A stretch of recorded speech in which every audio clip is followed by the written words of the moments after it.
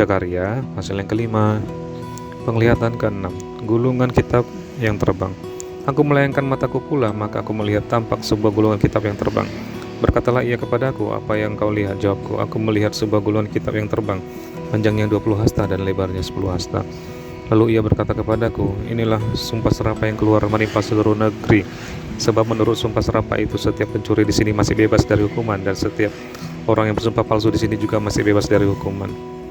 Aku telah menyuruhnya keluar, demikianlah firman Tuhan semesta alam, supaya itu masuk ke dalam rumah pencuri dan ke dalam rumah orang yang bersumpah palsu demi namaku, dan supaya itu bermalam di dalam rumah mereka dan memusnahkannya, baik kayunya maupun batu-batunya. Ayat kelima, penglihatan ketujuh, perempuan dalam gantang. Tampillah malaikat yang berbicara dengan aku itu, katanya kepada aku, cobalah melayangkan matamu dan lihatlah apa yang muncul itu. Lalu tanya aku, apa itu? Jawabnya, yang muncul itu sebuah gantang. Lagi katanya, inilah kejahatan mereka di seluruh negeri. Lihat, tutup timah gantang itu telah terangkat dan seorang perempuan duduk di dalamnya.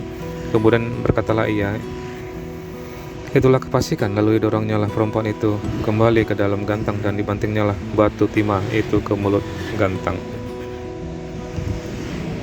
Lalu aku melayangkan mataku dan aku melihat, tampil dua orang perempuan yang sayapnya didorong oleh angin. Adapun sayap mereka adalah sayap seperti burung ranggung.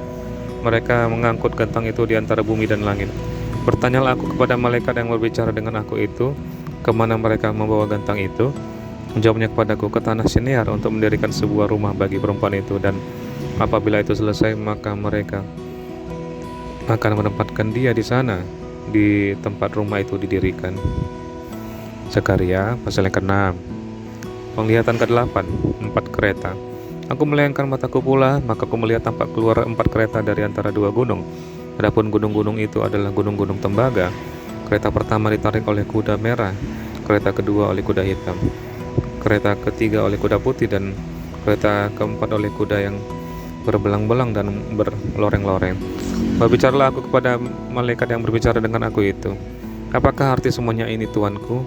Berbicaralah malaikat itu kepadaku, semuanya ini keluar ke arah keempat mata angin, sesudah mereka menghadap kepada Tuhan seluruh bumi. Yang ditarik oleh kuda hitam itu keluar ke tanah utara, yang putih itu keluar ke arah barat, yang berbelang-belang itu keluar ke tanah selatan, dan yang merah itu keluar gelisah untuk pergi hendak menjelajahi bumi. Lalu berkatalah ia, pergilah menjelajahi bumi. Maka mereka menjelajahi bumi. Kemudian berteriaklah ia kepadaku, lihat, mereka yang keluar ke tanah utara itu akan menenteramkan rohku di tanah utara.